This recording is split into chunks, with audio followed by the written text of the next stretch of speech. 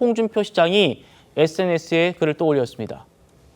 돌고 돌아 제자리로 왔다고 생각했는데 또 이사 가야 한다는 생각에 연말이 뒤숭숭하다. 어차피 선출직은 한때 지나가는 바람이다. 최 의원님, 대구시장을 조기에 그만둘 수 있다. 뭐 그런 얘기 같은데요? 그런 얘기로 보이죠. 예. 사실은 그 2017년 그러니까 박근혜 대통령 탄핵 이후에 홍준표 대구시장이 그 당시 자유한국당의 대선 후보였어요. 낙선한 뒤에 이제 대구시로 갔거든요. 그래서 뭐 본인은 다시는 안 올라올 것처럼 그때 얘기를 했었는데 이제 그 다시 또 윤석열 대통령이 탄핵이 되고 그다음에 조기 대선의 가능성이 이제 생기니까 또 저렇게 뭐 뒤숭숭하면서 이제 그 대선 출마를 시사한 대목으로 봐야 되겠죠. 글쎄 뭐 그렇게 그 홍준표 대구시장의 기대대로 정말 그렇게 될 것인지 여부는 이제 우리가 좀 더 지켜봐야 되겠지만 너무 좀 아직 그 헌법재판소에서 탄핵 심판을 시작도 안 했는데 성급한 것 아닌가. 그 성급함 그에 대해서는 아마 그 유권자들이 좀 그 평가를 내리지 않을까. 전 그렇게 생각합니다. 어찌 보면 오히려 성급해야 될 사람은 이재명 대표가 아닌가 싶은 생각이 있는데 홍준표 대구시장이 지나치게 앞서간다는 느낌을 지울 수가 없습니다. 아마 저 부분에 대해서 국민의힘 지지층들의 판단이 있지 않을까 싶습니다. 예, 홍 시장은 과거에도 어떤 요인이 발생하든 간에 대구시의 행정에 차질이 없게 하겠다는 뜻을 밝혔었습니다. 그 목소리 들어보시죠. 최근에 비상계엄 사태와 탄핵 파동으로 나라가 혼란스럽습니다.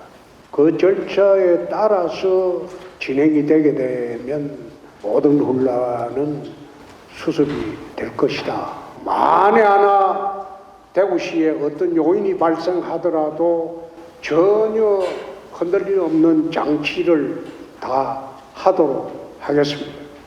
걱정 마십시오. 사실 딱히 뭐 대구시에 요인이 발생할 일이 없는데 자신의 출마 선언이 요인이 될 것 같은 그런 상황이네요. 그러니까 그 홍준표 시장 같은 경우에는 뭐 이미 뭐 대선에 대해서 뜻을 충분히 밝혔다고 전 보입니다. 근데 우리가 이제 홍준표 시장의 어떤 과거에서의 어떤 그 행적을 보면요, 홍준표 대구시장 같은 경우는 발보다 입이 빠릅니다. 그러니까 말이 더 빠르고 행보는 굉장히 느려요. 과거에 경남도지사를 하실 때에도 어떤 그 사퇴에 대한 요구가 어떤 많았음에도 불구하고 굉장히 나중에 보궐선거도 못하게끔 남은 기간이 그때 사퇴를 하셨거든요. 1년 미만을 놔두고. 그렇다고 한다면 이번에도 아마 그렇게 되리라고 보고 시장직을 벗어던지고 저는 뭐 경선에 뛰어들지는 않을 것 같고 만약에 본선 후보가 된다고 한다면 그때 대구시장직을 내려놓지 않을까 싶은데 뭐 모르겠습니다. 저 3번 연속 이렇게 나오는 게 지금의 어떤 국민의힘, 그다음에 보수 진영의 어떤 후보로서 얼마나 많은 득표를 할 수 있을지, 그리고 지금의 어떤 어려워진 당 환경에서 이것을 또 뚫고 나갈 수 있는 사람이 홍준표 시장인지에 대한 어떤 많은 어떤 의문이 있는 것은 사실입니다. 물론 지금 국민의힘이 구심점을 잃은 상태인 건 맞죠. 이런 상황에서 김재원 전 최고위원이요, 홍 시장을 높게 평가해서 눈길을 끌고 있습니다. 들어보시겠습니다. 개인적인 소회인데 홍준표 시장님의 최근 발언이나 또 정책 의견을 보면서 참 탁월한 통찰력을 갖고 계시구나 하는 생각을 합니다. 그리고 요즘 우리 당의 좀 어려운 입장에서 굉장히 선도적인 의견을 내고 계시고 그런 입장에서 공감하는 부분이 많습니다. 홍준표 시장님이 아웃사이더도 아니고 본류이고 또 중심에 있다고 생각해 주시면 더 좋겠습니다. 이렇게 아주 높은 평가가 나온 반면에 친한계로 분류되는 박정훈 의원은요, 홍 시장의 이런 사실상의 출마 선언에 대해서 노역만 가득하다. 이런 분 탓에 우리가 후져 보여서 안타깝다. 이렇게 또 말을 했네요. 최영진 변호사님, 벌써부터 뭐 조기 대선 결정 나기도 전에 뭐 친윤, 친한, 뭐 다시 기싸움이 시작됐다고 봐야 됩니까? 어떻게 보십니까?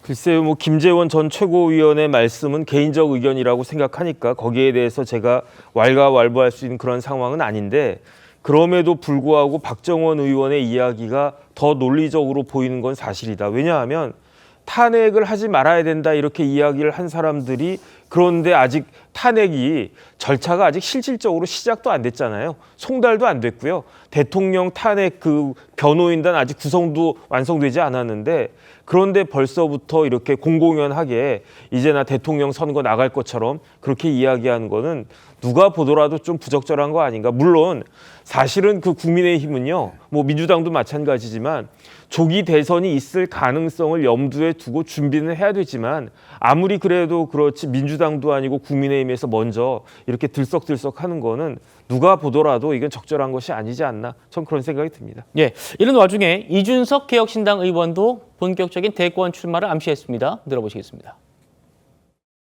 단일화나 이런 거 없이 그래서 3자 구도에서 3구도에 해당하는 사람이 당선돼 본 사람이 동탄의 이준석밖에 없습니다. 결정적일 때 그 양자 구도에 편입되지 않으려고 하는 그 아주 용기 있는 모습 네. 이런 것에 대해서 지지를 보내주셨다 이렇게 판단하거든요. 예. 저는 이번에 만약 조기 대선이 치러진다 하더라도요. 저는 그런 비슷한 관점에서 접근하면 답이 나오지 않을까 생각합니다.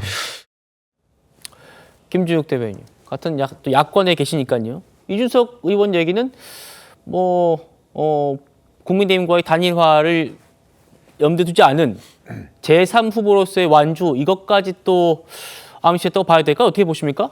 글쎄 지금 개혁신당에서의 내분 상황들까지 감안하고 저런 말씀을 하신 건지는 잘 모르겠습니다.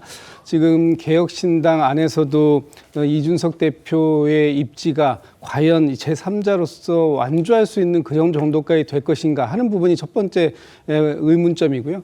두 번째는 이준석 그 의원이 과거에 보여줬던 그만의 정치가 과연 국민들을 국민 통합으로 이끄는데 적절한가 하는 부분에 대한 평가 이제부터 시작될 거라고 보입니다. 어떤 세대 간의 갈등, 또 젠더 간의 갈등 이런 것들을 본인의 정치적 어떤 그 동력으로 삼아왔던 이준석 의원이 과연 앞으로 보여줄 모습은 어떤 건지 좀 잠옷 궁금하다 이런 말씀을 드리고 싶습니다. 알겠습니다.